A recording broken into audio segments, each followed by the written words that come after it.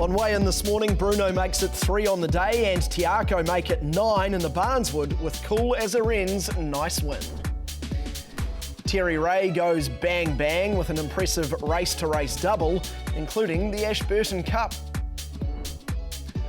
Like father, like son, Autumn Boy follows in his sire's hooves to claim one of Australia's big 3-year-old prizes.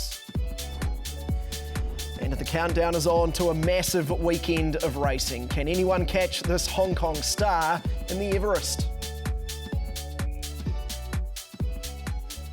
Very good morning to you. Welcome into Weigh In on your Sunday. Great to have your company to look back at a big day's racing and also look forward to what is a huge week ahead. Aidan Rodley with me this morning, as is Emily Murphy. Morning to you both. A couple of nice performances throughout the day, both here and across the ditch as well, Aidan. Yeah, sure was. It's a real shame that we kicked off without Otaki. Obviously, the rain and meaning that meeting was abandoned, but we saw some really good racing at Ashburton at Barneswood Farm Stakes. Looks like it's going to be an okay lead up into the Guineas, and I think we've got to throw one of these out, don't we? Bruno's day down there. And I think the other real talking point, Emily, was the Group 1 breeding success for the Kiwis in Melbourne. All 3 of those Group 1s were Kiwi bred. Yeah, something to hang a hat on, isn't it? Now, I guess surprised Kiwi breds, maybe not what we expected, but a great result for all of the people involved in all of those, and we're going to touch on that a little bit later on in the show. We certainly are. First of all, though, we've got to take a look back at the Group 3 Barneswood Farm Stakes, won nicely by Cool as a Wren. Well, it's a feature of the day, race number 8, the Barneswood Farm Stakes, Group 3 level for $100,000. The 3-year-olds in action here over 1,400 metres. The Tiako team have got a really good record of this race in recent times. I've found it hard to split their 3 fillies really in here today. At the Barneswood Farm starting point for the Barneswood Farm Stakes. We're ready. Today's feature, they're off. Bounding at the start for the moment, drifting back both Miss Ziggy and Sweetheart as well. There's early speed, Cool as a Wren, Alvaquero the leader. Parking up second on the outside, a half a length away, Miss Starlight. Cool as a Wren follows the leader through. At the 800 metres, Origin of Love is fourth, following Miss Starlight. 2 lengths, Beldemond and Pontoon. Turning for home now, Alvaquero from Miss Starlight.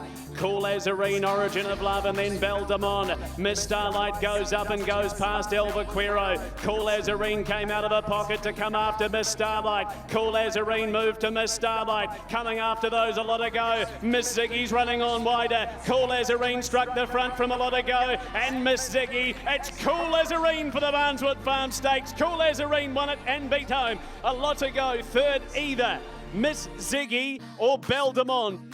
Well, there was always that little bit of a question mark about her, whether she was just a dead set 1,000-metre horse. She's now a stakes winner at 1,400.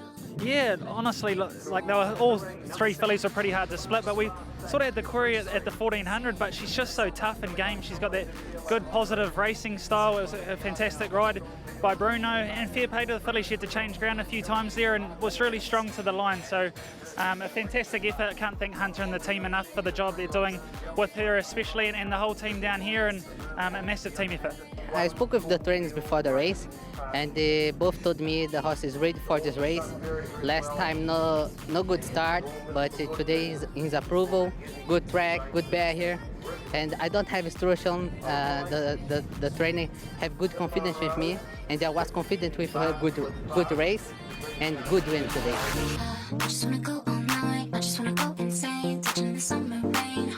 Yeah, a nice win indeed in those famous tangerine colours of Tiako. And joining us now is assistant trainer from Tiako in Reece Trumper. Reece, thanks very much for jumping on early on your Sunday. We do appreciate it. Look, congratulations first of all. We just heard from Sam there around, obviously there was a bit of a query around whether she would get the distance. What was the feeling in and amongst the team before that race?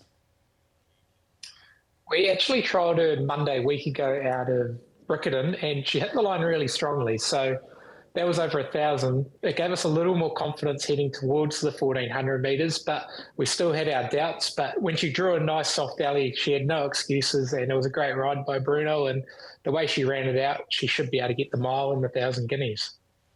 Reece, I think Sam summed it up pretty well in that post-race interview. Obviously, she just lobbed into a beautiful spot in behind the speed. She's just such an honest little type, isn't she? She looks like she tries her absolute hardest. She does. She's very tough. She's the sort of filly that would have come home last night, eaten everything, and she'll just go as business as usual for the rest of the week. Nothing seems to faze her. She's a real Te Akau pedigree. Obviously, by Ka Ying I have an extravagant mare, and obviously Ka Ying being by Satherbill, we've had a lot of luck in guineas with them, and extravagant was a guineas winner. So there's no reason why on pedigree she couldn't get a guineas trip. Yeah, some cool. That's a really cool point, isn't it? Around those two stallions, of course, standing both in Australia at the moment. Reece, we're just going back and having a look at the run. What were you sort of feeling mid-race? It seemed to get a really soft trip on it from a good draw. How were you sort of feeling, especially about this point when we went for the inside run? Yeah, it was mixed emotions. I thought, oh no, and then when he pulled her out, I thought we're going really well here. I actually thought Belle de Monde was coming off her back for a moment there, but she just pulled out too many guns and she was just too strong for them. As a lead up into the Guineas, just rate all three of your performances there. Look, obviously Ka Ying was excellent. Does have to get the mile next time out, but she'll be given every chance as long as she draws a soft barrier. I was very pleased with Belle de Monde. Obviously nothing went right in the Canterbury Bell for her. We just wanted to ride her quietly, get her in amongst them. I thought she hit the line very strong. She's got the pedigree to back up that she'll get a mile, no doubt. She's got the size and scope. So no concerns with her stepping up to the mile and the 1,000 guineas. She'll be a genuine contender. And then Original Love, we just got to all remember this is her first preparation. She's doing it all on one go, whereas a lot of these horses have been seasoned 2-year-olds or been in and out, whereas she's doing it all on one prep. So she's probably just lacking a bit of ring craft, but she'll possibly run in the Watercree over a mile, and if she was to run a real genuine race, would be confident with her in 1,000 guineas. But she's going really well, and she's a filly to watch once she gets over a bit more ground, being out of a Camelot mare. Reece, that's obviously the three chances that we saw yesterday for the 1,000 guineas. No doubt the Northern Stable has a number of chances too. Just take us through those and what we can expect when it comes to that feature race in November. So we've got a couple of chances running in the soliloquy at Ellerslie. We've got Queen's Evidence and In Haste, both very genuine chances that will have to run really well in the Group 2 over the 1,400 metres at Ellerslie. Obviously, In Haste has put her hand up this season race very genuinely. Does need to run out the 1,400 metres, which is obviously a concern, but it showed with Ka Ying that that's no problem whatsoever as long as they get the right run in transits. And then Queen's Evidence, she's a filly that we have a lot of time for, and the King's Legacy progeny will get better when they get 1,400 metres and a mile plus. So two chances that could get there, and then we've got a lot of maiden fillies that if they were to put their hand up in the next couple of weeks could be possible candidates. Reece, let's just go back to the Barneswood Farm race itself, because Te Akau has a wonderful history in the event. Just take me through some of those incredible horses that have gone before Coolaz Arena and won this feature. Well, I've been lucky enough to be around Te Akau for a couple of those wins. We won one with a Justify filly with Darren Dennis in the saddle. That was a really good effort, and it's been a really big stepping stone going forward towards the 2,000 and 1,000 guineas. I know Jamie, Mark, before he even went to Singapore, they've used it as a race to get them there, and hopefully we can do it again. Well, I can give you the list. I think that's 8 by my collection. Coolaz Arena, Star of Justice, Cornflower Blue, Costa Viva, Abide With Me, got Princess Cope, King's Chapel anyhow. So there might be 7. So it's a pretty good record, Reece. And tell us, where does she fit? I know you've got some stars among that list, especially the likes of Princess Cope. But where does she sit at the moment? Because she now does look like a real winner, 5 from 8. Look, it's probably a bit harder for me to make a statement on that. I know I was talking to Mark during the week and he said he wishes he had Princess Cope racing now, just real tough horses back then.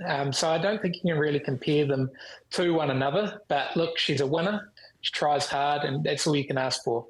Mate, we can go back a few races on the day to the Vernon Vasey 2,200 Open Handicap, and a really nice win here from Court of Appeal. You must have been very delighted with her performance in this race. She blew them away. we've just had a lot of niggling issues with her throughout her whole career, and everything's finally coming into place now. She's another year older and a lot more mature.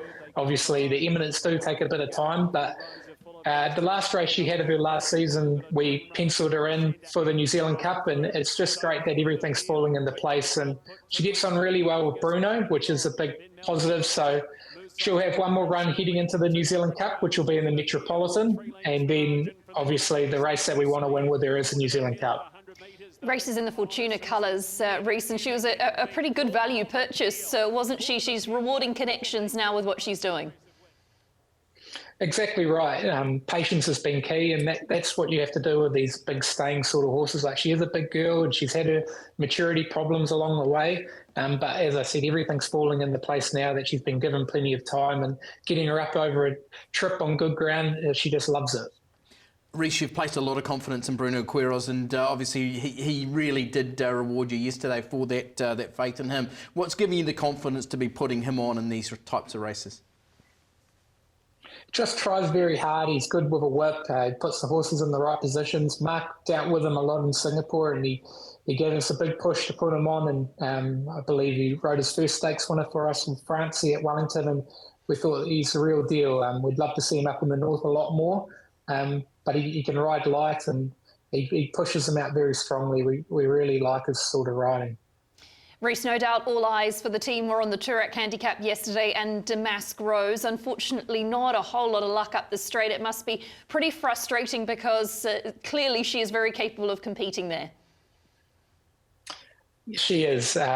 She's had 3 runs this time and 2 barrier draws, and then yesterday it was nobody's fault. Jamie Carr rode her a perfect race. We've rewatched it many times, and no matter what she had done, she couldn't get out. But look, the horse is going well.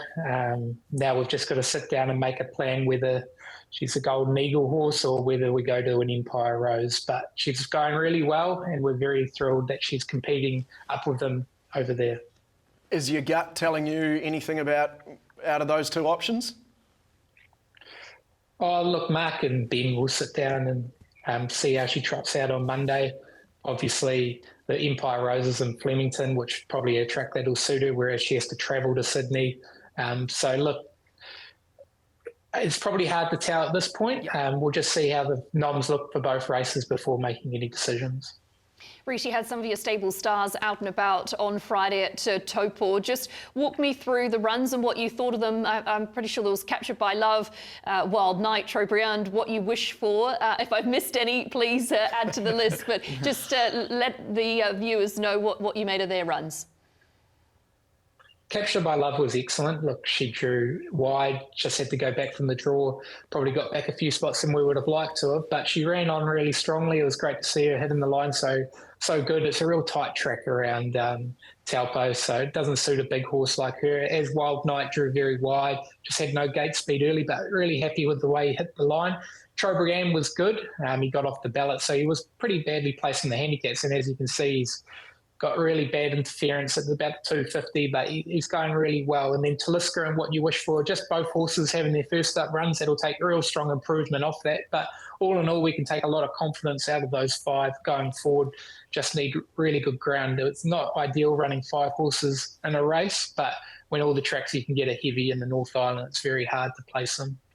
What do you do with Captured by Love and Wild Knight from here? Sounds like you were most happy with their 2 runs.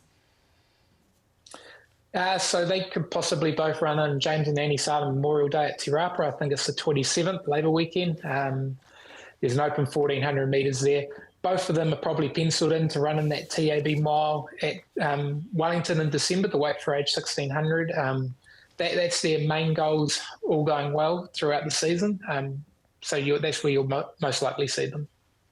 And then, of course, we've got the Livermore coming up next weekend. We're super excited about such a big race day. We're going to be seeing a couple of nice chances for Tiaka. How are Quintessa and Carly Alfarasha progressing? Quintessa's come on really well since that trial at Awapuni. She's not really a trial horse, but we're really happy with the way she hit the line. Opie was thrilled with the way she's come through it. Look, obviously, it's going to be some training effort to go 1,400 to 2,000 6 weeks apart, but we've done plenty of work with her to get her nice and fit. And then Kylie Alfarasha, very pleased with her. She's had probably not the ideal prep off that wet track at Te Rapa. She just didn't really let down in it, but she's going really nicely and she's got good form around the 2,000 metres at Ellerslie, having a couple of placings. All right, mate. Well, best of luck with that and the week ahead. Really appreciate you jumping on, as your entire team always does when we are keen to hear from you. Really appreciate it, mate. Go well. Thank you for having me. Good man, Reece Trumper, their assistant trainer out of Team Tiako. We can take a look back at the Barneswood Farm Stakes and hear from the Beaten Connections. Yep, very wrapped with his run today. He probably just settled a spot further back than I would have liked, but he presented at the top of the straight and he's really attacked the line. The mile at Riccarton in 3 weeks is going to be right up his alley, so I'm very excited about him. Yeah, from the draw we've had to drop her back, which has probably cost her a closer finish, but no, very happy with her run. She's finished it off really good. Her coat still hasn't come through, so there's a lot of improvement, and I think stepping up to the mile will only be a help for her. Yeah, I was happy enough with her run. Off a slow speed race, they quickened up pretty sharp, turning for home. Just got a little bit lost, a little bit flat-footed, but she was winding the good part of the race. The Beaten jockeys there out of the Barneswood Farm Stakes. Cool as a wren from a lot ago, Miss Ziggy and Belle Dumont. We can take a look back at the race here now. We sure can. Obviously, you can see Cool as a Wren, as we spoke to Reece about, settled in that beautiful position in behind the speed. I thought there was some merit in a lot of goes run, and as we heard from the Beaten jockeys, will only benefit getting out to the mile. Aidan, Miss Ziggy was very impressive as well from well back in the field. Yeah, and colours we'll see later on in a big race as well. Did hit the line really nicely. Those two horses coming, second and third widest to hit the line. But at that point, you sort of wondered whether Bruno was going to go through the inside. He's opted to come out and he's been able to clear the stablemate and get into clear running, and from there she's just hit the line. She is a winner. It's 5 from 8 now. She seemed to run it out okay. I thought it was a fairly evenly run race, while we saw some real advantages of being on speed in those early races. They went hard enough. The favourite in the race, Miss Starlight, did work a little bit to get up to outside the lead. It was probably a little bit disappointing. Expected a little bit more from her. And maybe now, what do you think? You know, it wasn't the ideal 1,000 guineas trial. It was a very good 1,000 guineas trial from Cool as a Wren. How do you stack up the Barneswood Farm form with the Northern form? Do you think anything from the Barneswood Farm can go on and win the 1,000 guineas realistically? Leading into the race, I thought it was inferior form. I just don't think those are the types of horses who are up with the Tajanas and Transends of the world. I just think there's a lot to go yet, even Lollapalooza. I think they're a long way in front. It'll be interesting to see how that does stack up. A lot of go will probably go the other route, because they've changed it, haven't they? The 1,000 guineas now a week earlier, so the fillies now don't have that extra week, so they can probably go straight in. The boys now, heading to that second day. It means you can go Water Creek Stakes, and that's where a lot of those boys will go. I'm sure that's where we'll see a lot of go. Who was really good again, like you say, Miss Ziggy hit the line well, but how that stacks up. What's your thoughts, Em? Yeah, I think that the Northern form is superior. I'd be surprised if something came out and dominated. I think they could run a nice placing, and especially getting to the mile, it's only going to benefit some of those horses. But I'd have to agree. It would be nice to see, the South Islanders stack up again. I don't think we've seen a South Island, winner in the Guineas races going since Mandy. And I really thought Miss Starlight might be that horse with the sort of profile that she was beginning to build. But yeah, hopefully she can bounce back. Yeah. So. All right, let's take a look at the pedigree page around Cool as a Wren. Of course, the daughter of Tiako's Sistema Stakes winner in Cool as a Beal. Yeah, it's, as we heard from Reece, full of Tiako flavour, isn't it? Obviously, Cool as a Beal, a horse that Tiako trained by an extravagant mare, and really, Aidan, have to look back to Husner for any sort of real depth in terms of black type, but great to see the addition of Cool as a Wren on the pedigree page. Yeah, it is, and really cool for Tiako, who are obviously gone to support the Stallions.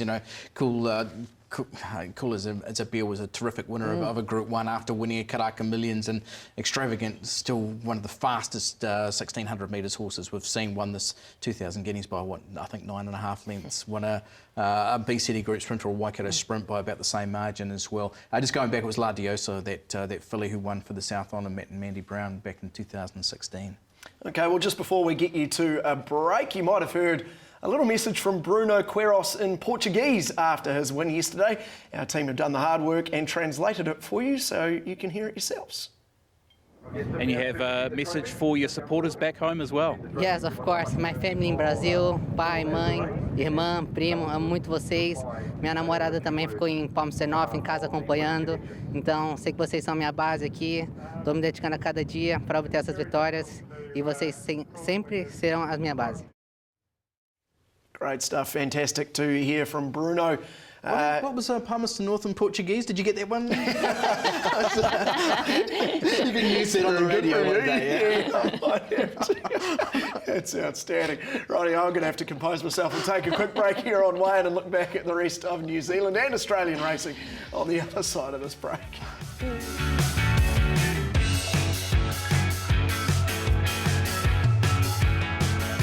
You got the way to numbing the pain.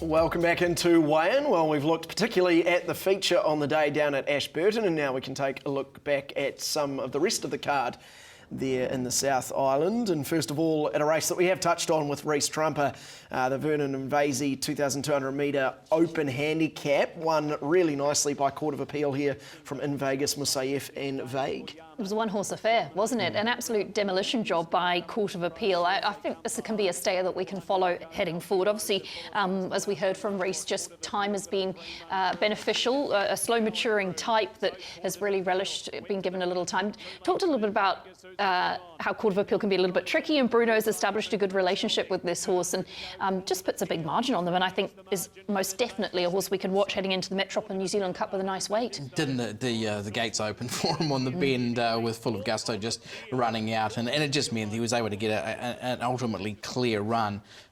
Hit the line beautifully. This horse bred by Nick King, and of course he stands eminent at Brighthall Farm. It's a granddaughter of Katie Keane, who won 10 of 33, including a St Leger Rotorua Cup Travis Stakes. So the breeding's there for staying. We heard from Rhys saying they'll go the Metropolitan on the first day into the New Zealand Cup, and on what we saw yesterday, she's got to be a contender. And you mentioned the barriers. Obviously, the start prior was not very well out of the barriers, so to have jumped nicely and been able to be a little bit more of a feature, I think, was crucial in yesterday's win. Currently $14 for that New Zealand Cup. I think we can hear the beaten jockeys here, starting with Akshay Baloo on board in Vegas. There was a much improved run today. She came back from a bit of a break. Her first two run was a little bit average. Skippy Sintain decided to put a tongue tie on her today, and that was a much improved run. She settled in beautifully, and I reckon she's just picking the right time for all these big staying races coming up, especially Cup Week.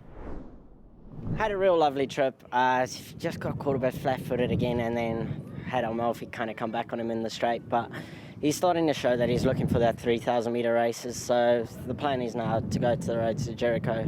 If we get it, hopefully we'll just let him ease into it, because he's starting to show what we thought eventually he would. But really happy with his run. He's improving with every run, and he's getting better. So hopefully the Jericho will be his, and the Cup possibly, but we'll just see how it goes from there. I thought she won a really good race. She prefers heavy trucks, so going fourth on that was good. The beaten jockeys there, and now we can take a look at the New Zealand Cup market. As I mentioned, Court of Appeal there at 14s.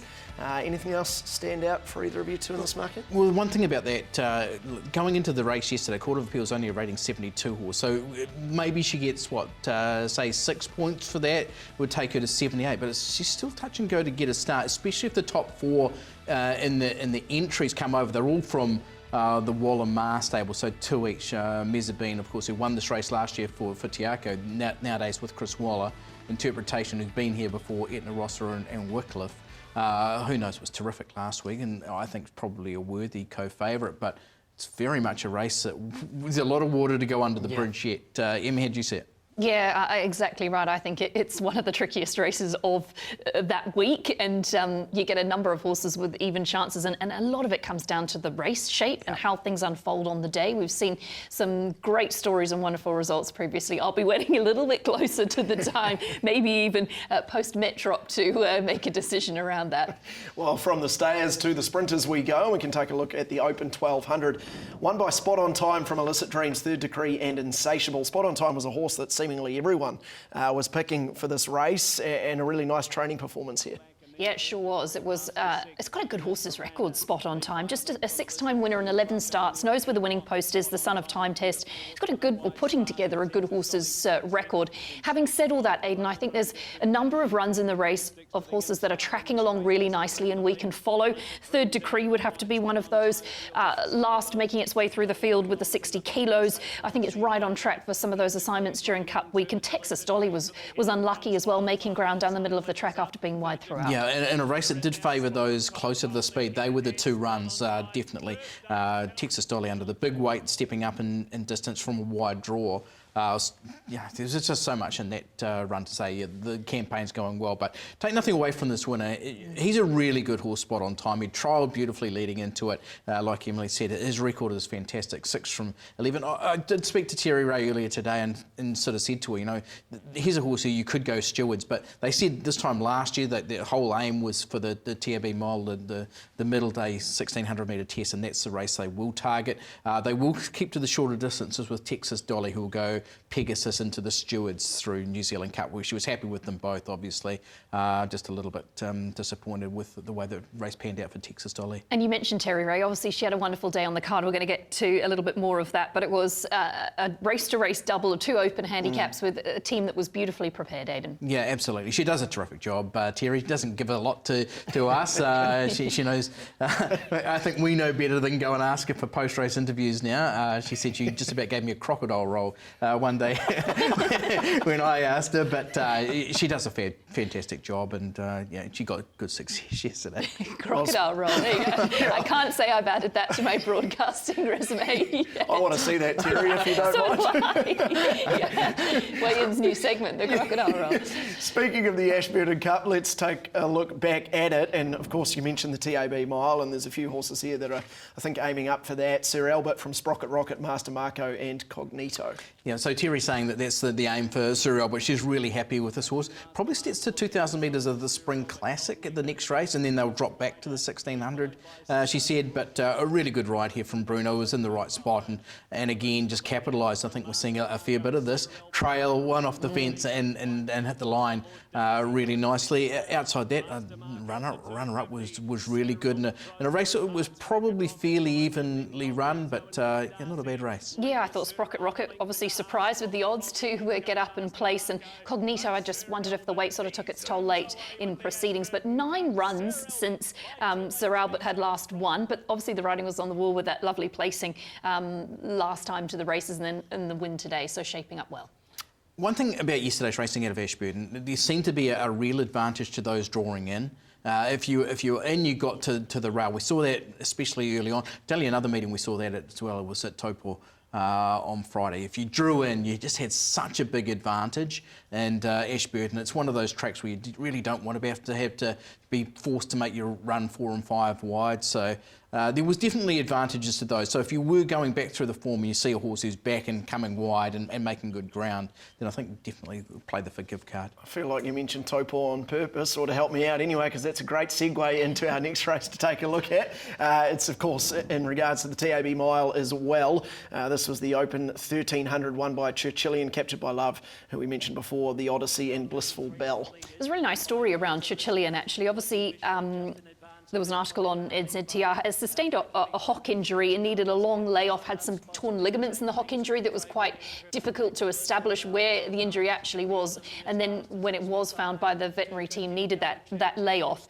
Had been resumed really well at Ellerslie. Had 2 runs at Ellerslie prior to this and resumed really well, and then just didn't have a whole lot of luck second up. But it was sort of the team's decision to take Chichilian back to its old tactics, let the horse bowl along in front, and as Aidan was saying, the way Taupo played, it really played into Chichilian's hands, but certainly looked to be back at its best at Taupo. And I think they mentioned that the Canterbury Breeders is the likely option for this horse. Yeah, and coming to it nicely as well. As a Group 3 winner, won the anniversary handicap a couple of years ago at Trentham, these days known as the Farlap Trophy. There were some good runs, captured by Love from a wide draw. I thought was terrific. And obviously we heard from Reece there, they head to the TAB Mile and also that way with Wild Knight, who got out the back and hit the line really nicely. I thought the runs of Keegan and the Odyssey, both from the Ben and Ryan Foot stable, were very good as well.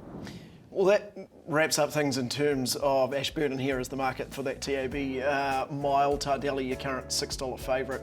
And then everything else currently in double figures. Plenty still to play out in the next it'd be interesting if they go down there with Tardelli, because obviously their target's the Thorndon Mile. He's an entire still, so they want to get the Group 1 win. I just wonder whether travelling to Christchurch might be just not the right step for him. It'll be interesting to see if they do or not. And obviously with a mare like Churchillian, they've got both options. They can go the 1,400 metres of the Breeder Stakes, or they can go the 1,600 metres of the Mile. They used to be on the same day. They're not this time, so maybe there's a chance that trainers could target both. But it's going to be it's shaping like a really good carnival again. Yeah, I hope all of those horses do go down to Christchurch, because it's going to make for a really good, strong, deep race. There's some lovely names in there and horses that are just on their way up to targeting a Group 1. Some of our Group 1s throughout the season. That's, as we've seen previously, a lovely stepping stone to that. Tardelli is definitely a Group 1 horse in waiting. Yeah, He's a top-class horse. He's trialled beautifully. He won fantastically. I just don't know if that's the right fit for him, but wherever he goes, he's going to be winning them in a row this preparation. Well, that does wrap Ashburton. We obviously lost Otaki yesterday because of the weather. Is there anything that can be done around this? Is there anything that can be done scheduling-wise, or do we just have to take these hits with the weather at the moment? Well, the one thing you got a real feel for is the travelling trainers. So a lot of them had gone down there a day early, but there were others who were going down on the days to go down. So, you just love that timing to be a little bit different, if it was going to be that bad. But it sounded like the torrential rain at 8 o'clock was just the obviously it sort of unfolded on the mail run on the morning, because we had Kane Smith on for a track update, and he said, I've got some bad news, we've had to abandon the meeting. And he said to us, he walked the track with John Otham at 7:30 in the morning. They passed it. It was heavy, but it was safe to race. And then before that and us going live, there was a deluge. I think another sort of 20 odd mils of rain or so, which resulted in there just being surface water. I feel for trainers going down, but the week prior at Matamata, trainers were coming up to race at Matamata, and they were abandoned too. Springtime in New Zealand. You can't. Exactly. I mean, Rose Hill has had this problem previously. Australia's had plenty of abandonments in the last Isn't few it crazy, the chalk and cheese that we saw yesterday, though, that we good for at Ashburton? Across the same and then country. we've got the wettest of days at Otaki. So welcome to spring in New Zealand, eh? What a country. We'll take a quick break here on Way, and on the other side, speaking of Australia, that is where we head to wrap a big day of racing over there.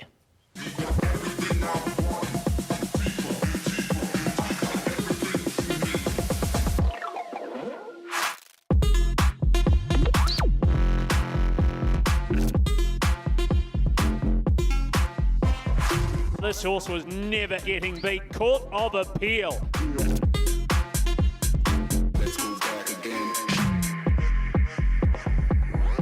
Spot on time. First up, the spot on training performance as well.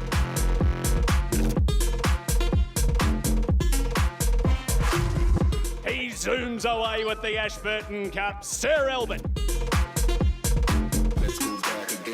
It's cool as a rain for the Barneswood Farm Stakes.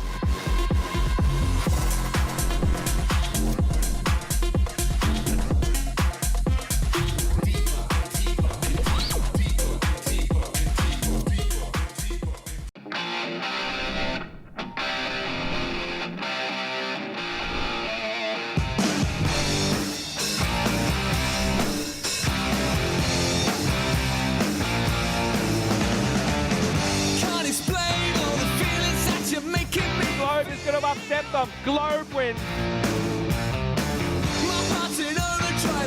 They go to the line, transatlantic. Touching you.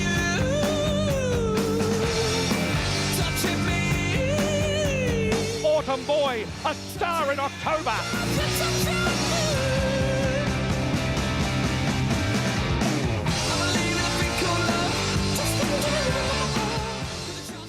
Yeah, what a day it was over there in Australia. Of course, Autumn Boy, fantastic there in the Caulfield Guineas, and we'll take a little bit more of a deeper look into that shortly. I think the first race, though, that we are going to take a look at is the Toorak Handicap. One with a front-running performance from Transatlantic, from Evaporate, who was good into second. Like a Lucy, who was coming from the back, and not many did, into third, and Athanatos as well. Yeah, there was a couple of runs to digest in behind our winner. If we just touch on the winner first, obviously back-to-back Tooraks for Tony Golan. He won with Antino last year. This year, Transatlantic to score, turning the tables, Aidan, on Evaporate. What did you make of the beaten Kiwis? Obviously, I'm classing Evaporate as a Kiwi. Damask Rose, super unlucky. Like a Lucy, I love the second up run. I think she's going to be primed and ready third up. Yeah, I thought definitely you'd love to have seen Damask Rose get her chance. Evaporate, obviously this is the New Zealand bred trifecta, we'll claim it that way. Sir Owen Glenn, the breeder of Transatlantic, and of course we've got Little Avondale behind Evaporate, and Peter and Heather Krofsky, who's still sharing the ownership of Like a Lucy. So from the New Zealand breeders, obviously that's terrific. We're going to call Sir Owen Glenn, especially when he wins the Cox Plate and Melbourne Cup in the next few weeks. He's definitely a Kiwi. But the win, really good. Transatlantic, terrific. Like a Lucy's just building nicely, isn't she? I thought it was another terrific run from her. Yeah, I was very cautious about what she could do second up. Could she replicate that fresh run where we saw her just sensational on the clock? And I feel like she has. Yeah. Yes, she hasn't won, but geez, wherever she goes at her next run, she is going to be fit and ready to rock and roll, I think. Yeah, Desert Lightning, no real luck either. It was just posted the whole way. It was just not a very pretty watch there.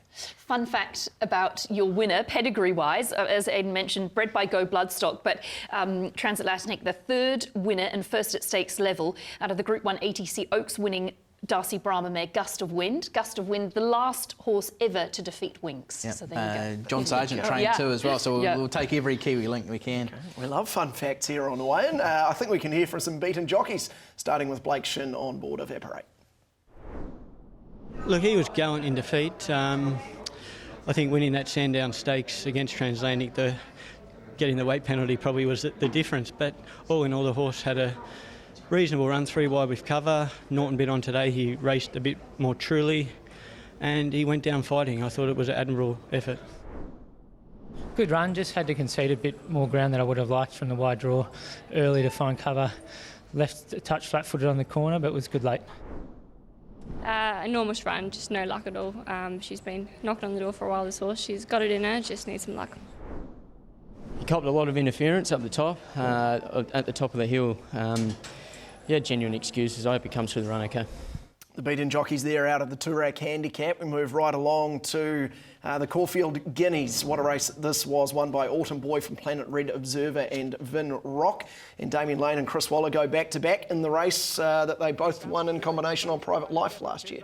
The chat was around sort of Wotan and Autumn Boy, obviously, and Autumn Boy had the better draw for Damien Lane and just was presented really well. We talk about New Zealand breds and the history around it, and obviously there's history on both sides for Autumn Boy. His father was a winner of the Caulfield Guineas, and actually his grandsire was a winner of the Caulfield Guineas as well. And then of course you bring in the Beltana stud factor and Richard Rutherford, and you spoke to Richard this morning post the success. Yeah, he's delighted. He said it's possibly his biggest moment in racing, which says a lot for someone who's achieved so much. Rose Garden, the dam, he actually tried to sell her, but didn't reach what was a decent reserve, so he brought her home. She said that he went to Hellbent last year. They've got a filly he describes as beautiful, and now he's gone back to, or he's going back to Autumn Sun with Rose Garden. He said just planning the mating, for Autumn Sun, who wasn't that popular at the time, he's just delighted with it. He said he's got a couple of beautiful horses to carry on with, so fantastic there. And of course the other real Kiwi influence is the same colours as Mississippi placing in the Barneswood Farm for Glenn Ritchie, and he's invested a lot in racing in recent times, and great to see him having this sort of success. He's now got one he can really hang his hat on, and just so cool to see that success. And Chris Waller, what can you say? Well, yeah, what can you say? Post-race, Chris Waller was asked, obviously a number of horses from the Caulfield Guineas can then run in the Cox Plate. That has potentially been a path and said, will you run in the Cox Plate? And Chris said, it's not something that I normally do, but it certainly is up for discussion. So what they decide to do with Autumn Boy from here is interesting. He was in our 2,000 guineas market, but I think off the back of that, he potentially won't be coming to Which is a real New Zealand. shame. It is a real shame, yeah. We would have loved to have seen a horse of that quality here, but his performance was straight from the top draw, a really good win. The one horse who I thought was desperately unlucky was Observer. If that horse had had any sort of run at them, it would have been right in the finish, and I think they'll be going home and licking their wounds. Yeah, and Godolphin don't mind running a 3-year-old in the Cox Plate. They've done that quite often, so it is potentially, you could see Observer in a Cox Plate in a couple of weeks' time.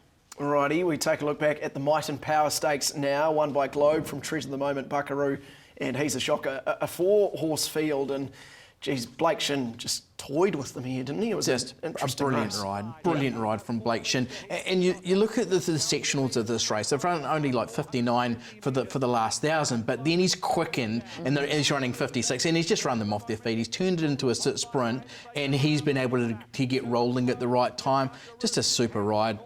Buckaroo out wide coming into it, and I thought might have been a chance at this point. And the same with Treasure the Moment, but Blake had plenty of sort of unused petrol chips up his sleeve, and he was able to use them late. I love Mick Price's comments post-race. It was a heist, which it most definitely was. It was. They just sort of went in there undercover, under the radar, and were able to pull off the ultimate result. 4-horse fields, they're so tactical. There's so much dynamic going on. You think the bigger the field, the more problems, and often there are, but it's a real mental battle for the jockeys when it comes to a 4-horse race. I do feel that Treasure the Moment isn't where we saw her post the Memsie. She was so dynamic. When you saw that, you thought she cannot be beaten this campaign.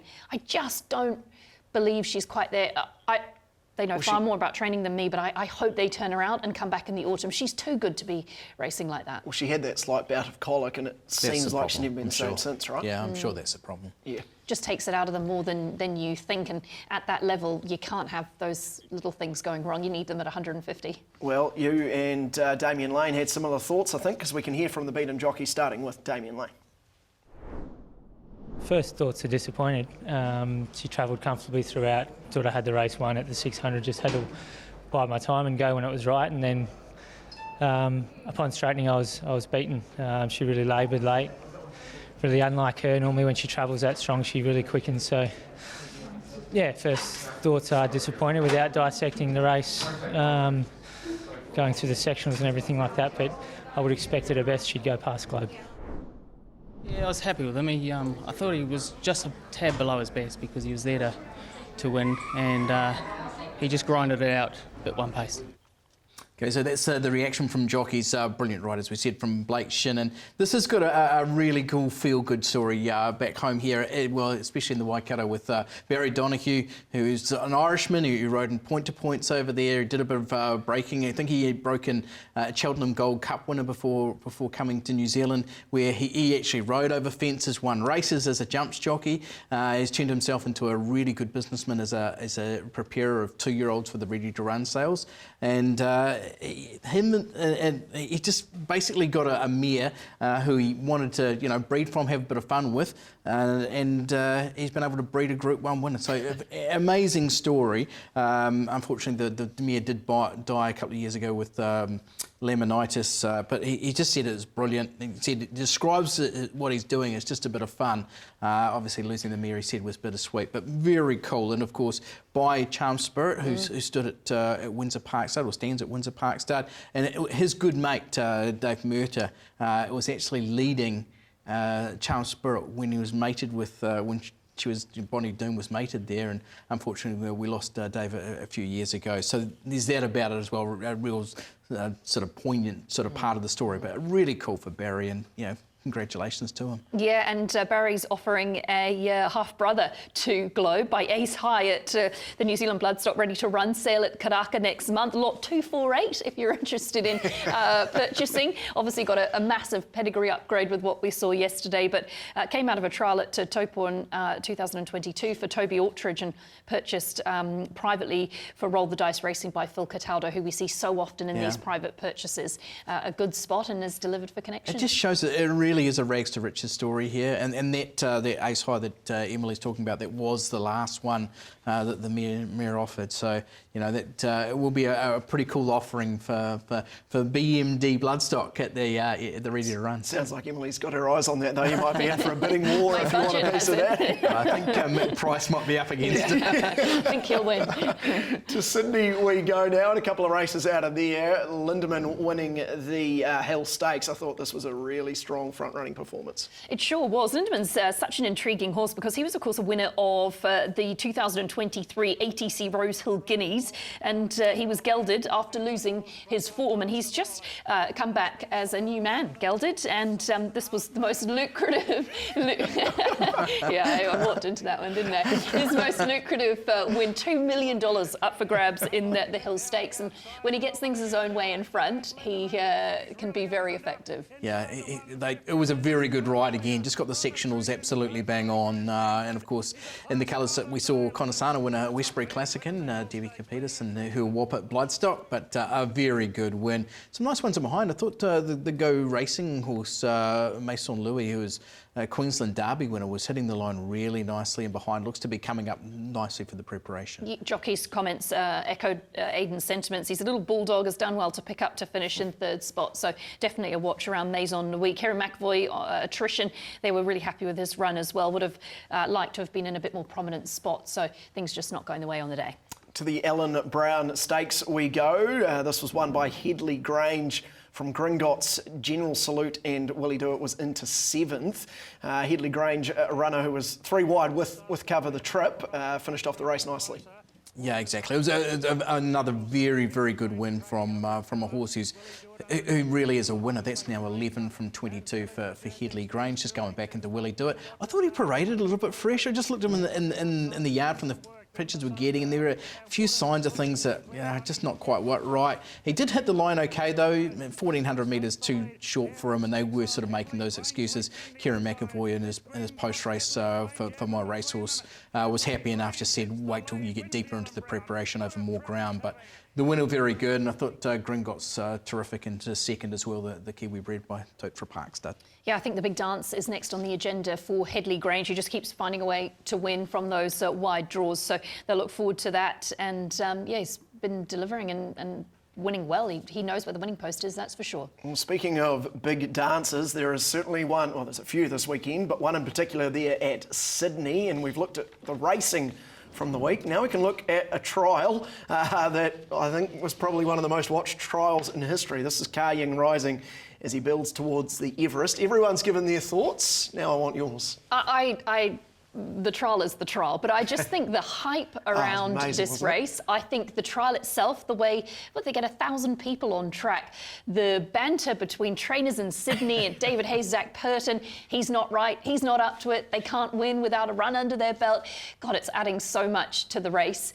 I think that it's very hard to have him ready for the Everest. I think he probably does need another trial or something to sharpen him up, but it's going to be very even. I don't think there's going to be a lot in it. It's going to come down to luck and running, draws.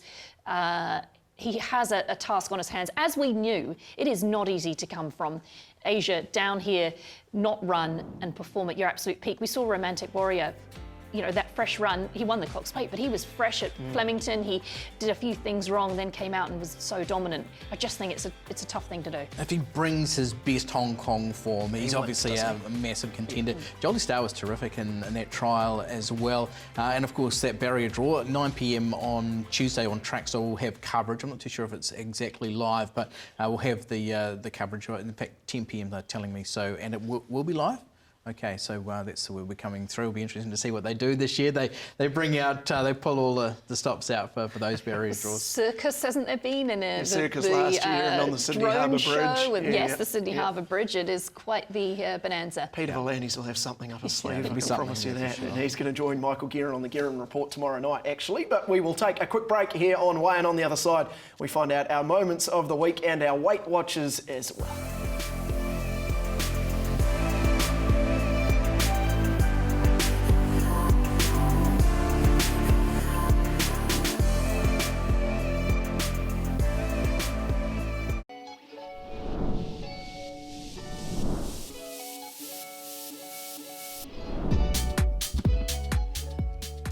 Welcome back. Not too much longer of the show to go, but we can't leave you without a couple of key parts of weigh-in. And we start with, of course, our moments of the week. Aidan, I'm going to come to you first. Where are you taking us? I'm going to take you to New York, of all places, to the Group 1 Frizette Stakes from Belmont this morning. The horse coming to the outside in the goal with the blue cap there is Iron Orchard, and a horse who's by Authentic, who won the Kentucky Derby, who we had a little share in. We, of course, got him still at stud in America at Spendthrift Farm.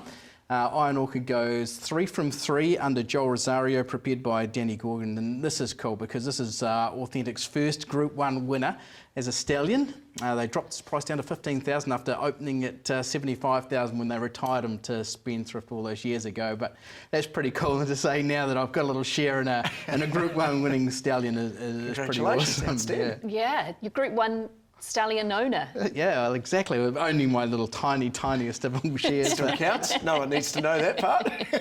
We love how much of a thrill it gives you. No, we do. Awesome. He gave us my biggest thrill in racing when he won a Kentucky Derby, and then probably the next biggest when he won the Breeders' Cup Classic. And to see him now doing that is pretty cool. It is very cool. Emily, your moment, please. My moment of the week was Terry Ray's success at Ashburton yesterday. A race-to-race double, 35 minutes apart, both in open handicaps, and I just think that was a great result, great training effort by two really nice, exciting horses on the rise. I guess tying into that is obviously Bruno's victories as well. He rode a treble on the day and a number of features too, so between the pair of them, a great afternoon. Yeah, very much so. A couple of nice performances there from the team. And mine, well, it's to do with Saturday, but I'm going to first of all take you back to Thursday.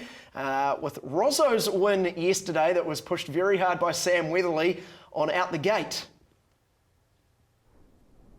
Horse in race 4 there at Ashburton called Rosso brings strong Melbourne metropolitan form, having his first run in New Zealand there. Michael and his brother purchased him out of Australia.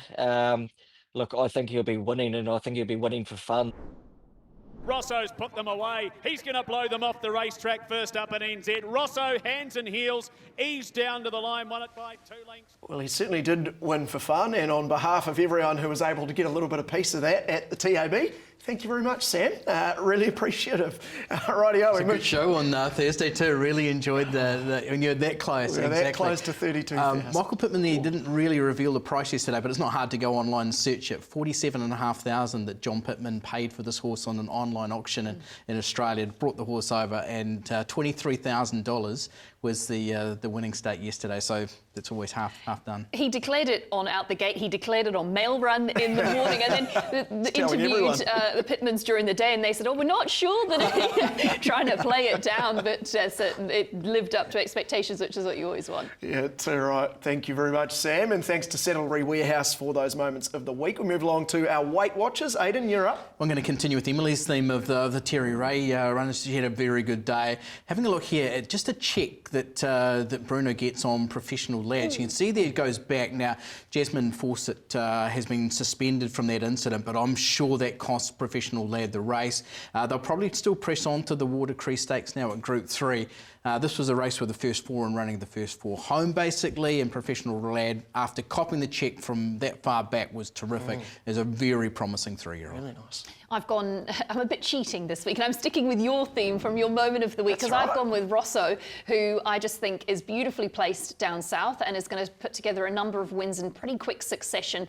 I know the team aren't sort of thinking New Zealand Cups this year, but even at that 2,000 metre mark up to 2.4, I think he's going to be really effective, and he'll deliver a number of quick victories for you with the way he's placed down there. I love Michael Pittman's approach to it. The Remataka Classic, or whatever it is, it's a one-win race at the start of the season. This horse is beautifully placed for that. It's a $350,000 race, and then they maybe even look at the Wellington Cup. They said they can take their time, and in 12 months' time, he's going to be a fantastic New Zealand Cup horse. There's a lot of upside there, but I just love their approach, and nicely found. Well done to Sam Weatherly too for picking it up for us. Yeah, too right. Mine is Whiskey on the Hill. We head across the ditch for mine, and you don't exactly have to be a rocket scientist to see this. Was just crying out for a run all the way down the straight. and when Whiskey in the Hill finally got even the slightest of runs in the last 50 to 100 metres or so, he bounded home to just finish close up for third. So I think that's definitely one worth watching going forward. Yeah, that was the one that really escaped you. You can see how close it got in the end. You even thought the 50-metre mark it might have still got up. Yeah, exactly. And it was tipped out on the mail run in the morning as well by Brent Zarafa, who said, don't go with your favourite, go with Whiskey on the Hill. And it was a painful watch if you did get on. I think you just have to go again next time with Whiskey on the Hill. Righty-ho. Well, as I keep mentioning, it's a massive week ahead for racing, and particularly here on trackside. Already mentioned the Guerin report tomorrow night, but that's with Peter Volandis, of course, the mastermind behind the Everest, so make sure you catch that from 7:30 on trackside. It'll be on trackside.co.nz as well, and also on YouTube. Tuesday, we move along to the Everest barrier draw. That'll be live on trackside as well.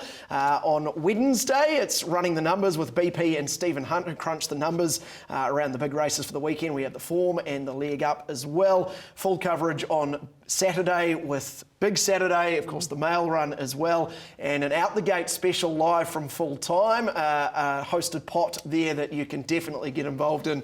We'll have a bit of fun on that, which will be streamed on trackside.co.nz on socials as well, and of course weigh-in will be on Sunday, wrapping it all. What are you most looking forward to? There's plenty. Yeah, there is. My favourite days of the year, traditionally Golden Slipper Day and Derby Day in Australia, which is coming up. But this has to be something for everyone. You've got the stayers, the time-honoured Caulfield Cup. You've got something for the young fans, the sprinters, the glamorous $10 million event, or, so much money up for grabs. 20, yeah, exactly.